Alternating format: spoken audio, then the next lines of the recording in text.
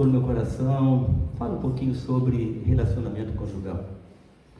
E, irmãos, num mundo tão conturbado, num mundo que tenta descaracterizar o tempo todo aquilo que Deus fez, é importante que nós possamos bater nessa tecla. A igreja precisa bater nessa tecla. Eu louvo a Deus também, porque essa igreja tem o ministério com famílias, para poder trazer essas verdades. Eu digo que nós não precisaríamos, porque como cristãos nós conhecemos a palavra de Deus. Como cristãos nós sabemos o que Deus espera de nós.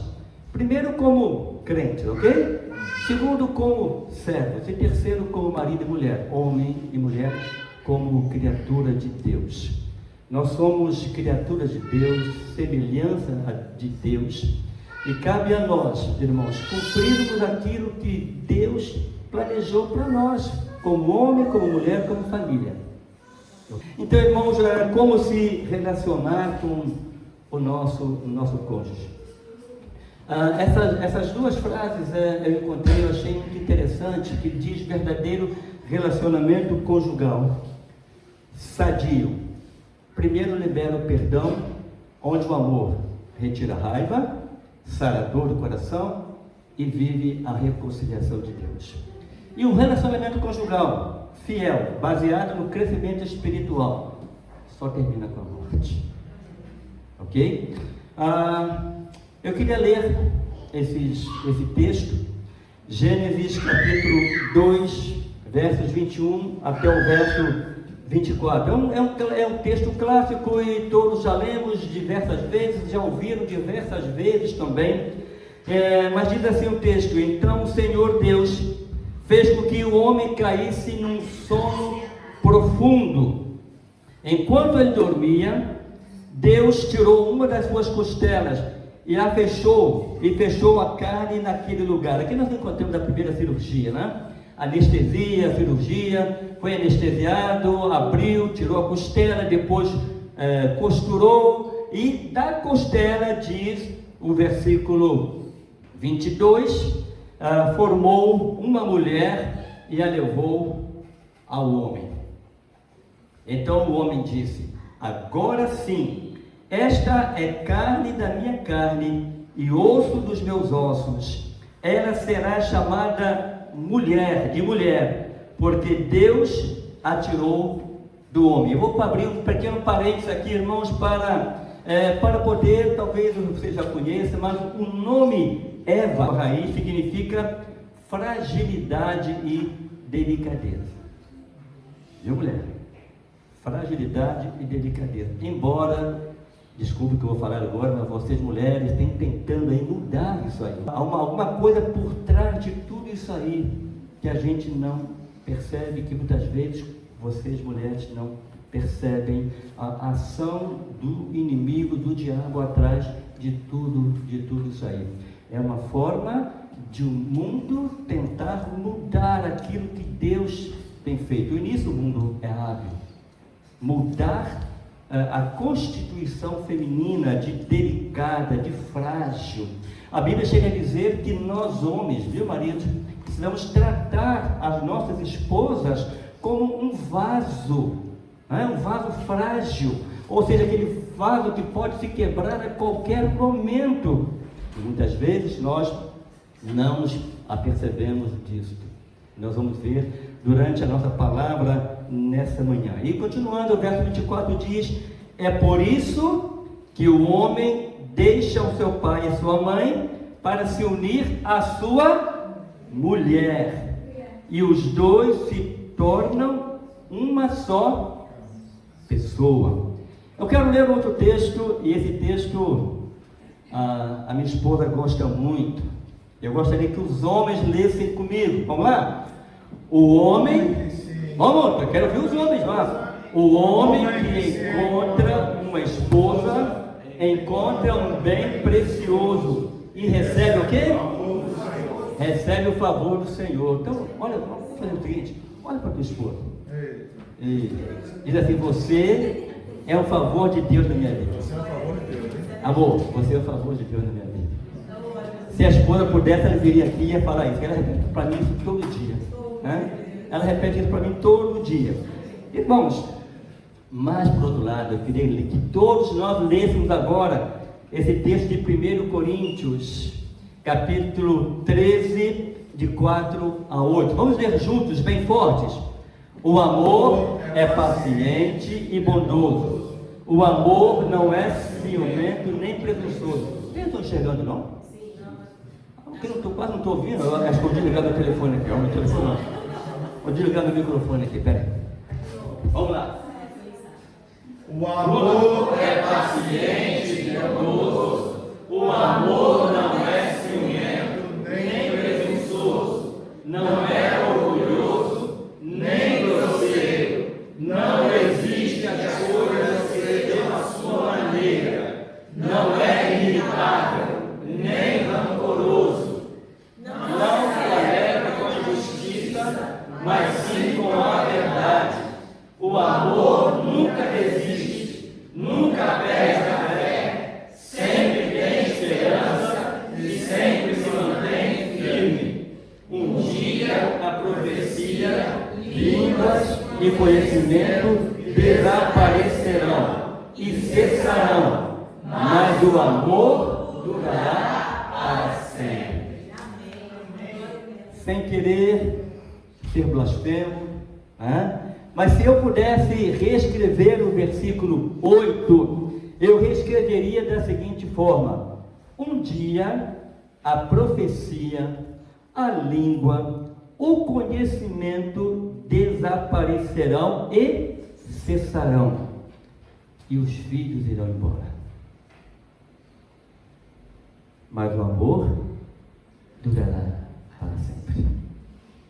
Nós podemos viver essa realidade muito cedo, eu e Keila, porque os nossos filhos saíram de casa bem novos para estudar, né? Nós morávamos no interior do Rio de Janeiro, eles foram para a capital estudar, fazer os cursos que eles queriam, e desde cedo os nossos filhos saíram de casa. Se o amor que une um casamento, um casal, um homem ou mulher, não existisse, certamente nós ficaríamos olhando um para a cara do outro e dizendo assim: e aí? E agora? Quem é você? O que nós vamos fazer? Sabe por quê, irmãos? Porque há casais que vivem em função dos filhos e somente dos filhos, se esquecendo que eles começaram como dois, aliás, como um, né? É uma só carne. Começaram como um casal e vão terminar como um casal. Os filhos levantam voo, os filhos vão embora, vão casar, vão criar as suas próprias famílias. Irmãos, eu queria mostrar para os irmãos algo que me chamou muita atenção. Eu estava vendo essa pesquisa aí, dizendo que os brasileiros, isso no Brasil, têm se divorciado cada vez mais e mais rápido. O IBGE fez essa estatística. Lá no registro civil, mostram que em 2022 foram registrados 970 mil casamentos, em contrapartida 420 mil divórcios, ou seja, um divórcio para cada 2,3 casamentos, isso em 2022. Em 2010, 977 casamentos e 239 mil divórcios, ou seja, um divórcio para cada 4 casamentos. Perceberam como que a coisa aumentou? Os dados também revelam, irmãos, que os divórcios têm acontecido mais cedo. As pessoas hoje casam pensando o seguinte: se não der certo, eu divorcio. E agora inventaram um tal de contrato. Contrato eu faço para alugar uma casa. Contrato eu faço para ter uma internet dentro da minha casa. Contrato eu faço de trabalho, para trabalhar. Mas casamento não é contrato. Casamento é aliança. Casamento é compromisso. Isso tem que ser levado muito a sério. E essas coisas, essas novidades, têm entrado dentro das igrejas. E como diz Paulo, nós cada vez mais nos conformamos com este mundo. Cada vez mais nós tomamos a forma deste mundo, não reagimos. A coisa vai acontecendo, é normal. Daqui a pouco, meu irmão, acontece igual a rã na panela. Conhece a história da rã? Conhece, né? Pois é. Muitas vezes nós somos igual a rã. A hora que percebemos, a panela já está fervendo, viramos um prato delicioso na mesa de alguém. Ok? Irmão, há uma coisa também que eu percebi, que eu li também, que em Portugal, aqui em Portugal, dados provisórios apontam 50 divórcios em cada 100 casamentos. Então, queridos, desde o princípio, Deus criou um homem e Deus criou uma mulher para ter um vínculo permanente. Quando o homem e uma mulher se casam, eles prometem ser leais um ao outro, ficar juntos enquanto ambos forem vivos. Deus espera que nós cumpramos esta promessa ao cônjuge. Deus espera que nós cumpramos essa promessa a Deus, porque quando nós casamos, nós pedimos a bênção de Deus. Tá certo? Irmãos, há um texto em Marcos capítulo 10, versículo 9, que diz: portanto, o que Deus ajuntou, não separe o homem. É interessante perceber que desde os primórdios, o homem, a raça humana, tem pervertido o propósito de Deus em relação ao casamento, que segundo a palavra de Deus é entre um homem e uma mulher. É isso que a Bíblia diz: deixará o homem a sua casa e unir-se-á à sua mulher. Ok? Este é o propósito de Deus. Paulo, quando escreve à igreja de Roma, lá no capítulo 1, versos 24 a 27, ele diz: por isso também Deus os entregou às concupiscências dos seus corações. E não só isso, a imundícia, para desonrarem seus corpos entre si. Quantos cristãos, jovens cristãos, aqui homens adultos casados, se esquecem de que nós somos o templo do Espírito Santo. Hoje, se uma jovem ou um jovem casa virgem, você é quadrado, você está por fora. Não é dessa forma que nós entendemos. Nós temos que experimentar antes do casamento para ver se dá certo, com coisa que o casamento se faz somente com sexo. É muito mais do que isso. Se colocarmos numa ordem, nós veremos que o sexo está lá pelo quarto, quinto lugar. E o mais importante, irmãos, nós nos esquecemos, e Paulo diz, sabe por quê? Mudaram a verdade de Deus em mentira. É isso que o mundo tem tentado fazer, e nós estamos caindo nessa armadilha, caindo na mentira do mundo, dizendo, não é bem assim, igual, você lembra como é que Eva caiu? Porque Eva deu ouvido à serpente. Olha, não é bem assim não, porque Deus sabe que o dia que você comer desse fruto, vocês se tornarão igual a ele. Olha só a sedução, olha como o diabo seduz, e diz que mudaram a verdade de Deus em mentira e serviram mais a criatura. Quem é a criatura aqui? Somos nós, do que o Criador, que é bendito eternamente. Vamos para outro texto, versículo 8, 26, aliás. Por isso Deus os abandonou o quê? As suas paixões infames, porque até as suas mulheres, olha bem, Paulo escreveu isso no ano perto de 100 depois de Cristo. Paulo diz, mudaram a verdade de Deus,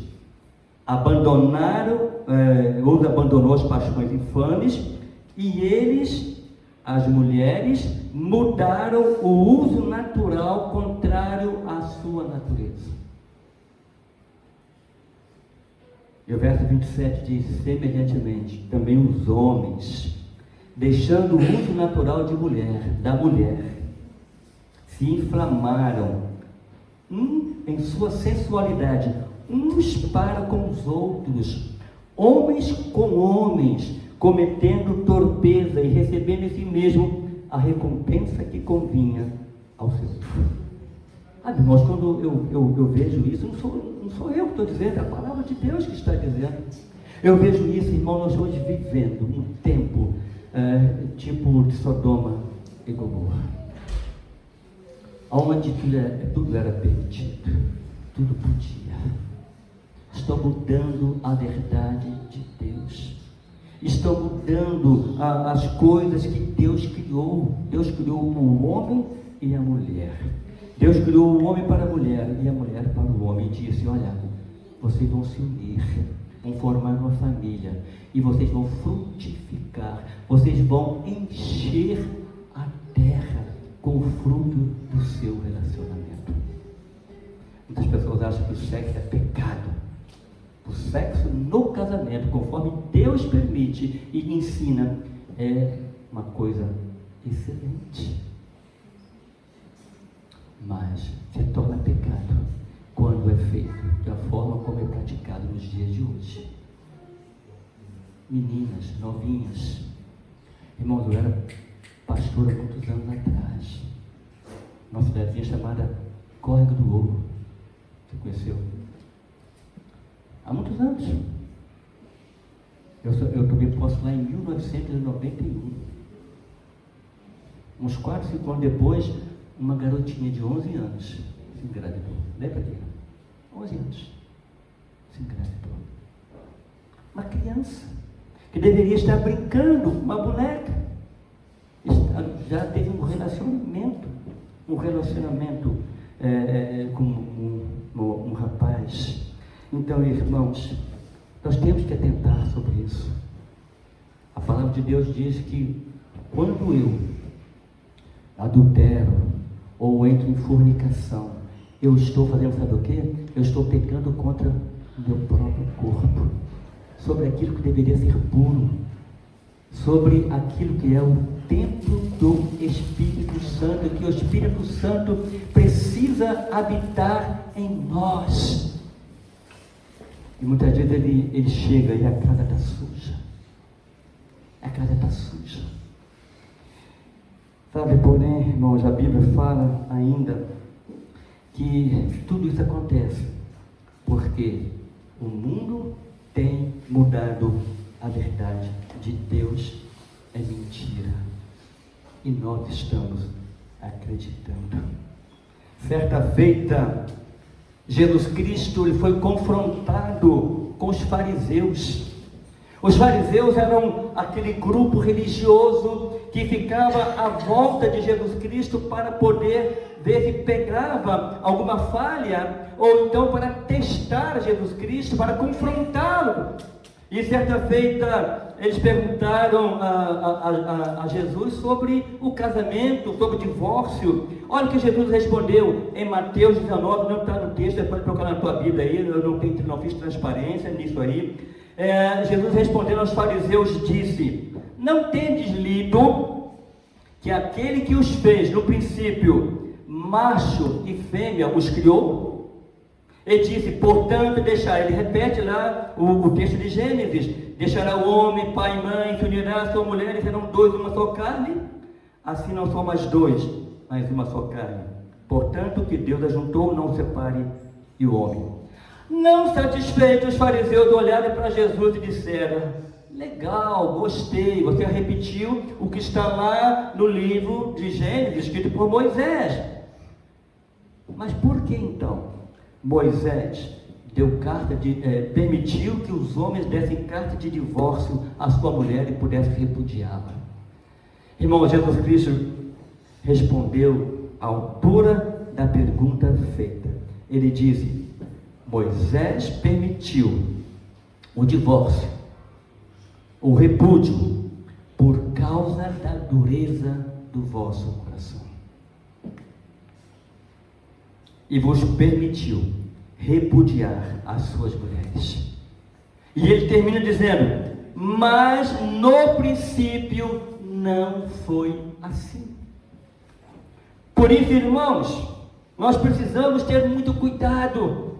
Nós precisamos aprender primeiro como nós devemos nos relacionar dentro de casa, o marido, mulher, mulher e marido, o casal e os filhos.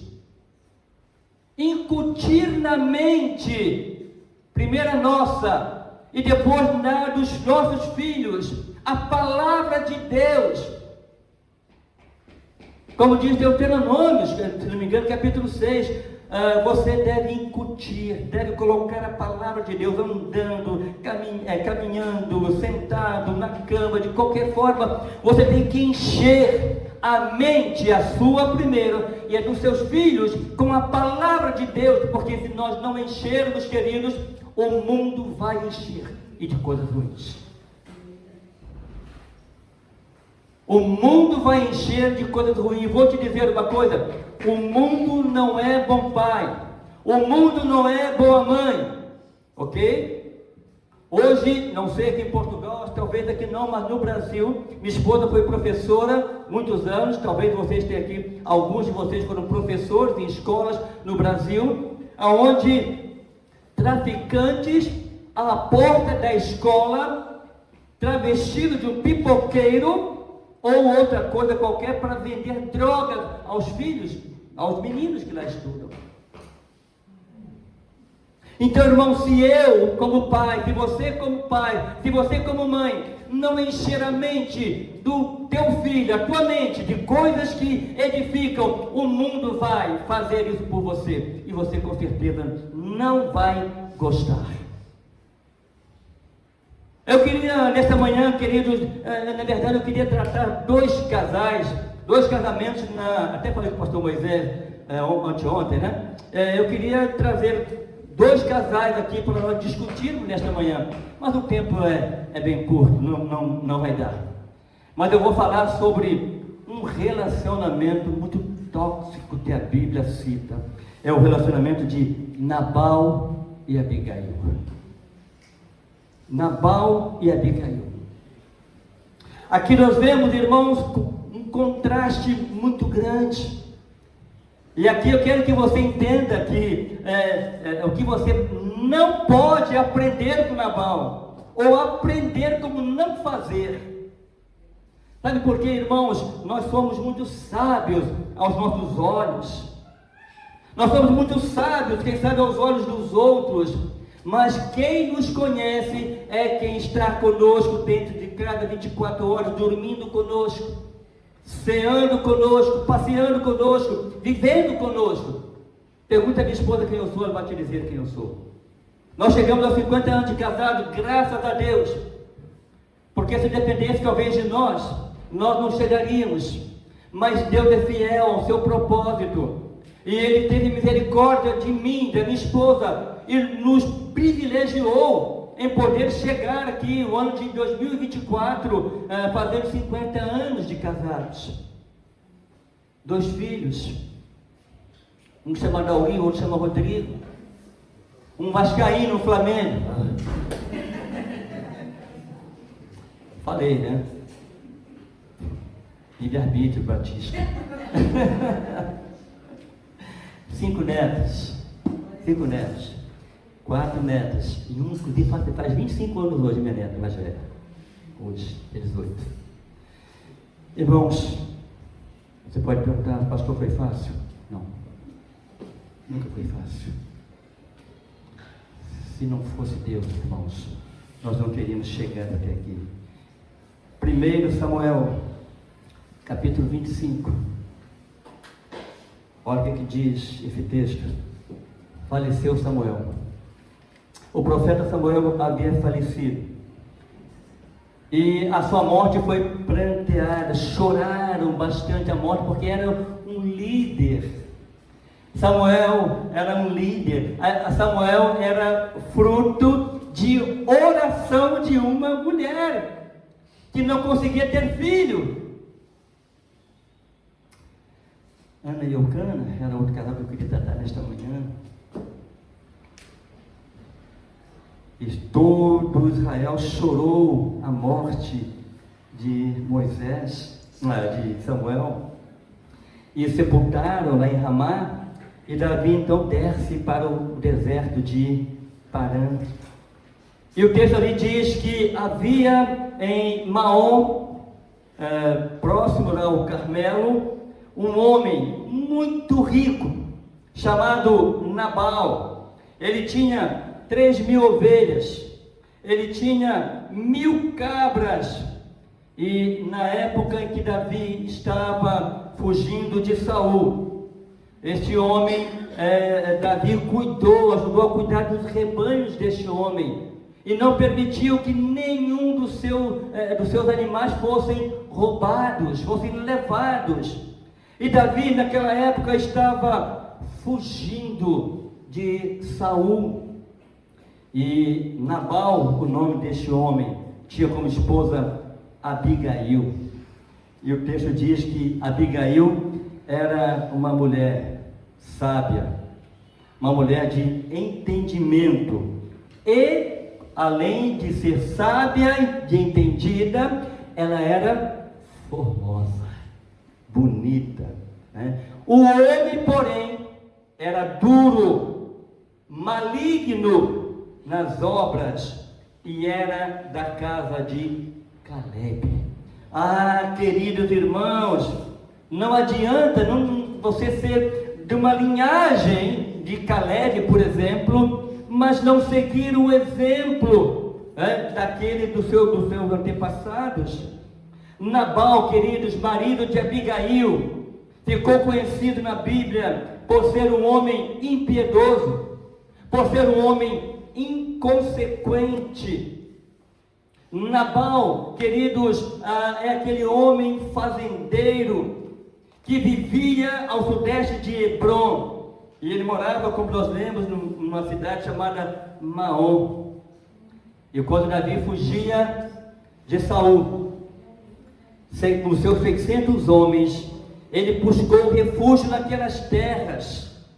E enquanto Davi estava por ali, como eu disse, nenhum animal do rebanho de Nabal foi roubado, porque ele protegeu os pastores de Nabal e o rebanho de Nabal.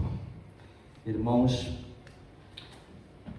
quando Davi percebeu, falaram para Davi que Nabal estava tosqueando as suas ovelhas, ele mandou 10 dos seus homens até Nabal, pediram que a Nabal, que ele pudesse ajudá-lo no sofrimento, para que ele pudesse ter alimento, Ele estava fugindo de Saul. E Nabal simplesmente tratou os soldados de Davi com total indiferença, fazendo exatamente o que o nome dele diz a respeito dele: insensato, duro, rebelde. E ele alegou que não conhecia Davi.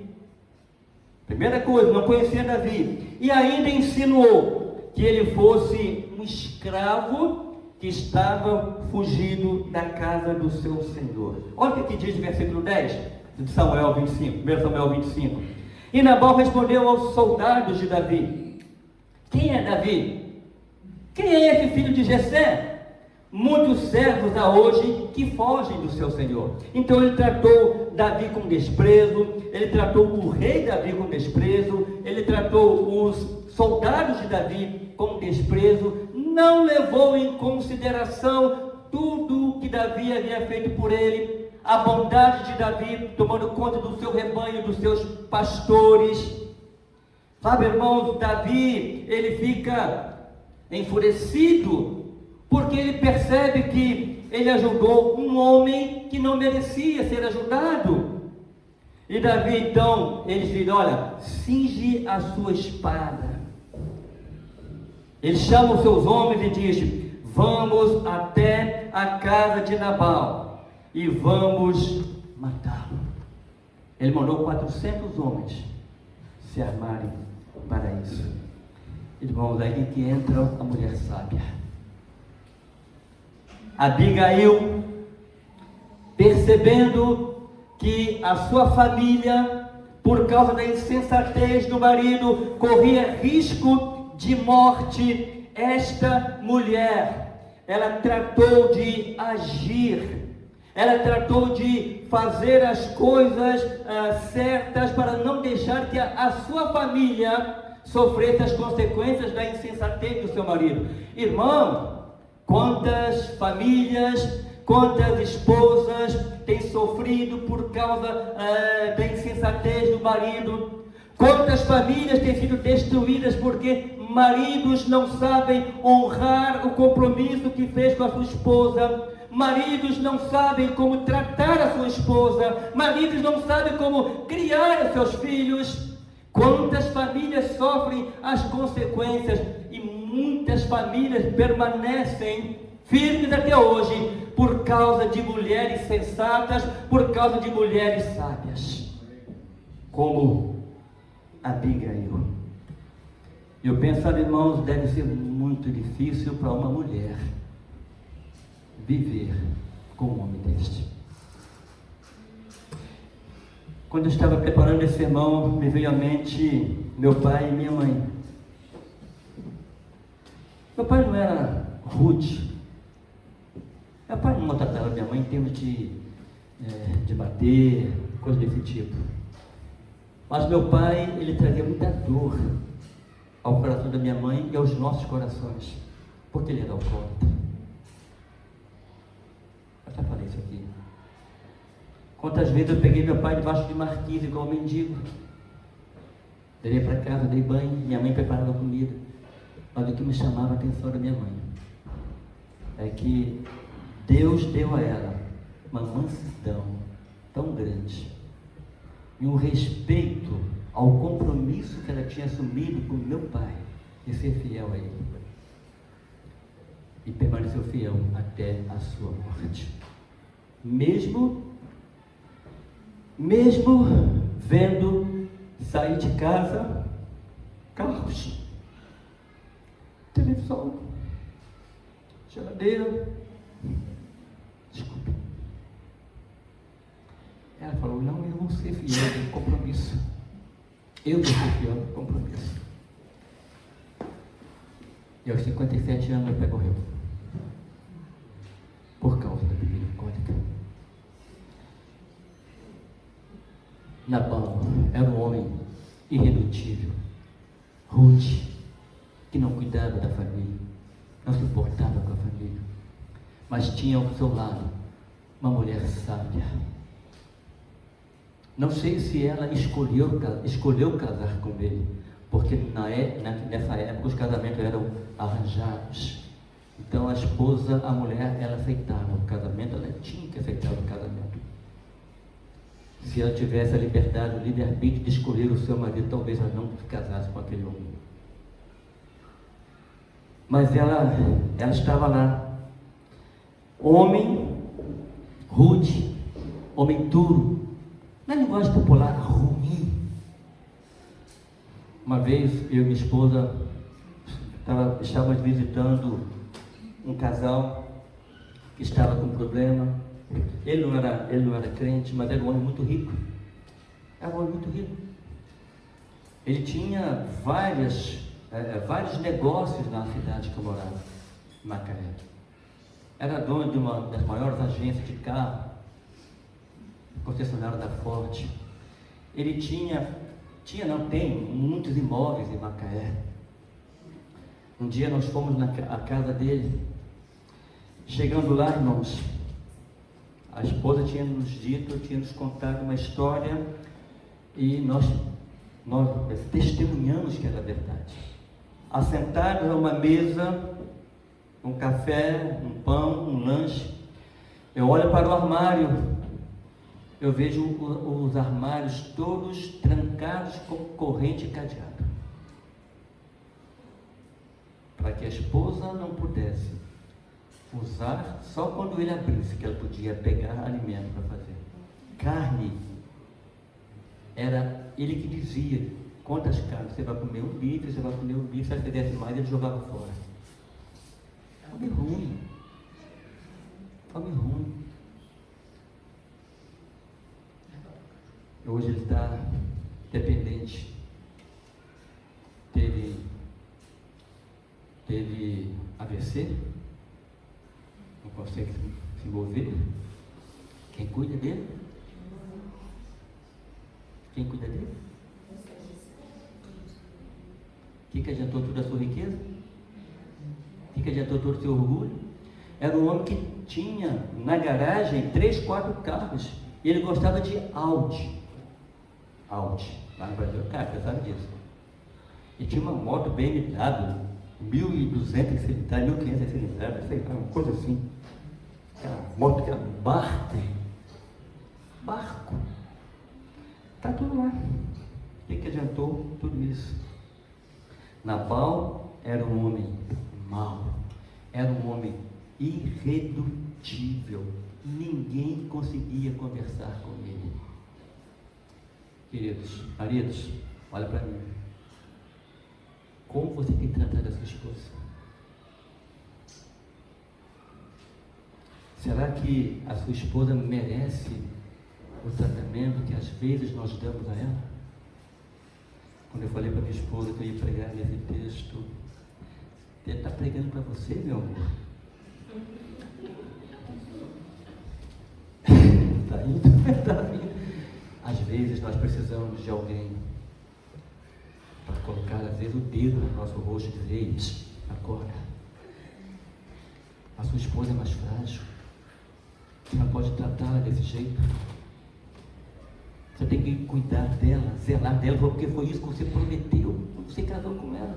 Foi isso que você pediu a Deus, uma esposa para cuidar, ser a mãe dos seus filhos.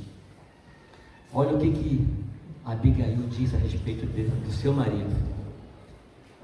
Diz para Davi, e acredito que perante os soldados todos de Davi: ele é um homem vil e não há quem lhe possa falar. Um homem maligno nas obras. Verso 17 diz isto: o famoso avarento Nabal não se importava com ninguém. Eu acho que era aquele tipo de pessoa que sentava e dizia: olha, vem a mim o reino, e as demais coisas não serão acrescentadas a vocês. Eu só quero para mim, não quero dividir, não quero compartilhar, não vou compartilhar o que eu tenho. Fui pastor numa igreja também, em que um casal já idoso, acho que ele completou mais de 50 anos de casado também. E depois eu descobri, um tempo depois, que eles tinham vários filhos, muitas propriedades também, mas ele não era igual Nabal, não era ruim igual Nabal, não. Mas a conta não era conjunta. Cada um tinha o seu corpo. Isso aqui é seu, isso aqui é seu. Se vira com isso aqui, se vira com isso aqui. Ele tinha tanto ciúme dos gansos dele, das galinhas, que a mulher tinha que pegar a galinha escondida para poder matar. Um dia eu pedi a ele um boi. Falei: me dê um boi. Eu quero um boi para fazer um churrasco, vender, porque está em obra, né? Falei: você pode me dar um boi? Você tem tanto boi no pasto. Enrolou, não me deu o boi, mas me deu o dinheiro do boi. Me deu o dinheiro do boi. Aí ele falou: pastor, isso aqui não é o boi. A pessoa brincava antigamente: isso aqui não é o boi lá da festa, da quermesse lá do padre, não. Porque normalmente os fazendeiros pegavam a pior vaca e doava para poder lá fazer lá os fundos, né? Então, irmãos, parceiros são esses. Que cumplicidade é essa? Não tem. Às vezes a mulher, ela existe apenas para cumprir os caprichos do homem. Mas por outro lado também, irmãos, há muitas mulheres que não são sábias. Provérbios diz que a mulher insensata é igual uma torneira pingando em casa. Já pega um chuveiro ou uma torneira da cozinha, deixa ela pingando. Tem. Eu ouvi dizer que na Segunda Guerra Mundial eles faziam isso com os presos. Botavam na solitária e deixavam uma água pingando. Aquilo ali atormentando a cabeça do preso. Além de estar na solitária, ainda tinha que ficar ouvindo aquele som horrível, irritante, 24 horas por dia. Tem mulher que é assim, gente. É igual uma torneirinha pingando. Tem. Eu não te falei. Eu falei para você. Não compra esse carro, não compra esse terreno, não faz isso, não faz aquilo. Senta e conversa.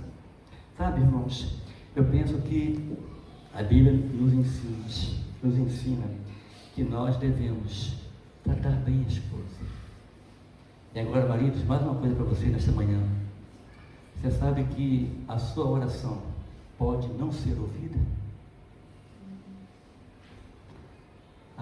Muitas orações não são ouvidas porque não sabemos tratar bem as nossas esposas. Irmãos,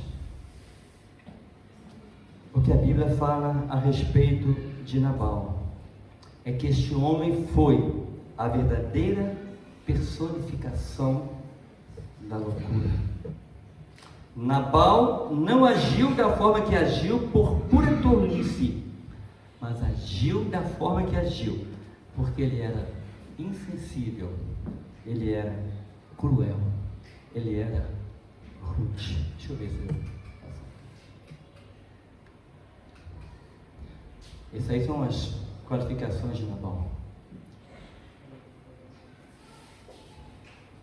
Então, queridos, deixa eu dizer uma coisa para vocês. Já estou terminando, que a hora já está avançando, né? Meio-dia aí, meio-dia e 10, né? Deixa eu terminar aqui a minha palavra.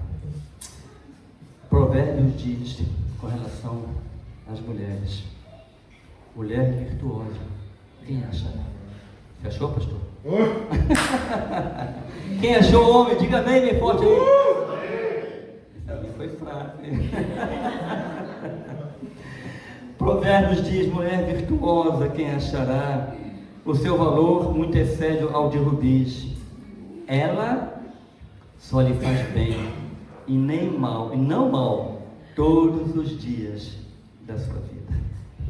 Quando lemos o texto de 1 Samuel capítulo 25, versículo 3, nós encontramos o relato daquela mulher, Abigail, uma mulher de bom entendimento, uma mulher formosa. E quando ela percebeu, quando os seus empregados correram até ela, porque perceberam que com Nabal não tinha diabo, correram até Abigail e disse: olha, se a senhora não agir, todos nós vamos morrer. O que essa mulher fez? Apressadamente ela tomou 200 pães, 2 odres de vinho, 5 ovelhas guisadas, 5 medidas de trigo tostado e 100 cachos de passas e 200 pastas de figo passados, e os pôs sobre o jumento. Não falou com ele, porque se falasse com ele, ele diria assim: não, Nanina, não, daqui você não arreda o pé. Ela disse: se eu não agir, a minha família vai morrer, a minha família vai acabar, porque se depender do meu marido, nós não vamos viver. E disse aos moços, aos seus empregados: vai diante de mim, eis que vos seguirei de perto. O que, porém, não declarou ao seu marido Nabal. Irmãos, quando chegou perto de Davi, o que essa mulher fez? Ela desceu do jumento, prostrou-se postou o rosto em terra sobre Davi, se inclinou à terra, lançou aos pés de Davi e disse: ah, Senhor, minha seja a transgressão. Olha só, a mulher chamou para si a responsabilidade que deveria ser do homem.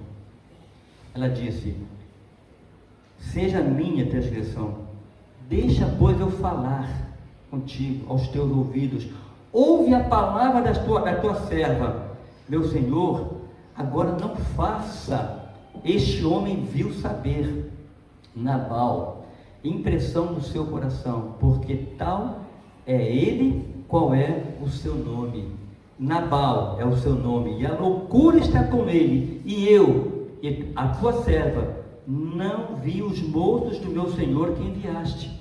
Agora, pois, meu senhor, vive o Senhor e vive a tua alma, que o Senhor te impediu de vires com sangue, e de que tua mão te salvasse. E agora, tais quais Nabal, sejam os teus inimigos, e os que procuram mal contra o Senhor.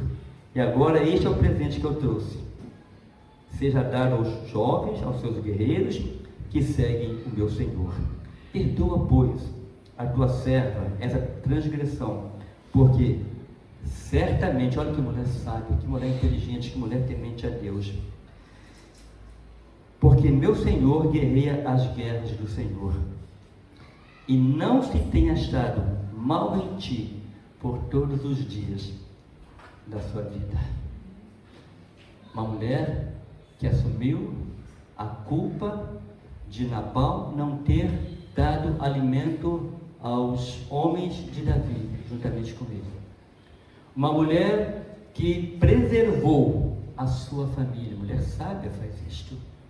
O homem imprudente destrói. É igual aquele que constrói a sua casa sobre a areia.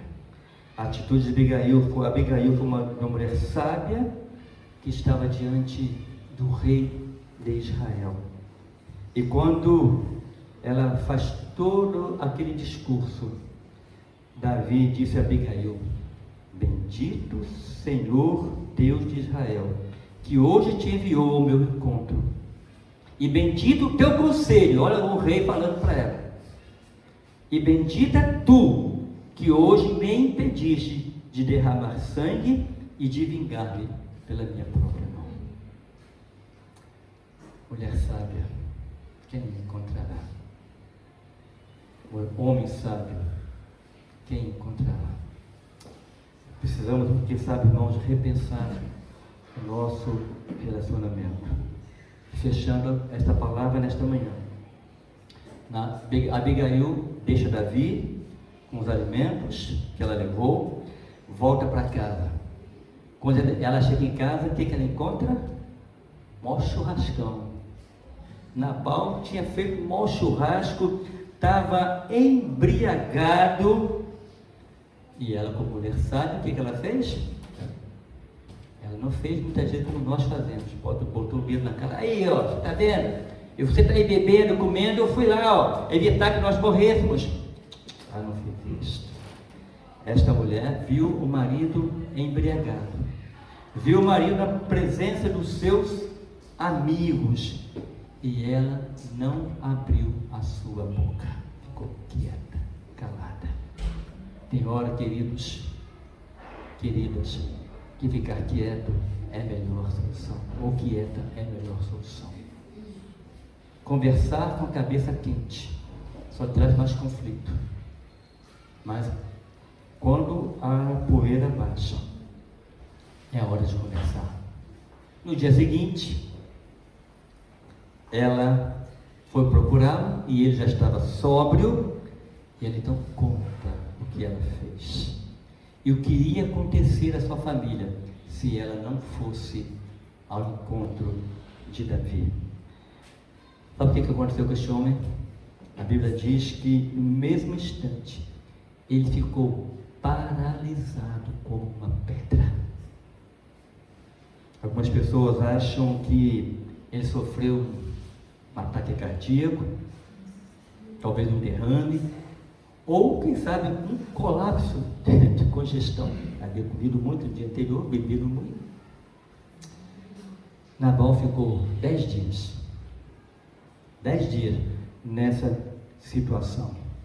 Depois o Senhor o feriu de morte. Homem insensato, Homem cruel.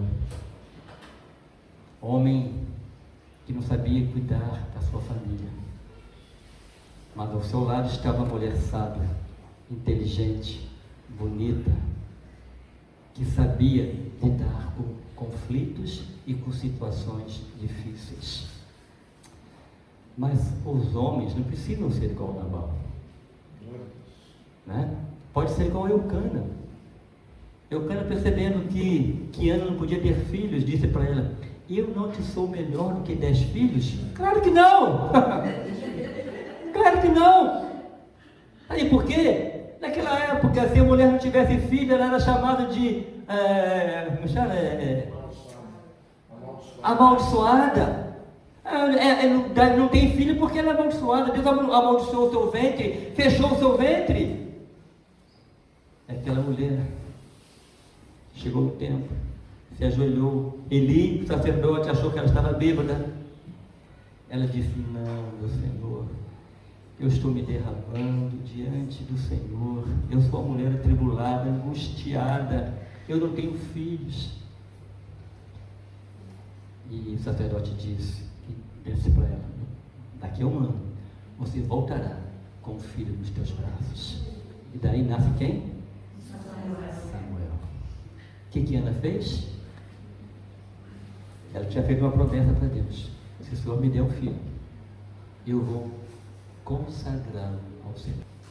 Ana, quando ganhou o bebê, levou aquela criança diante do sacerdote e disse: por esta criança orava eu. E eu fiz uma promessa de consagrar ao Senhor todos os dias da sua vida.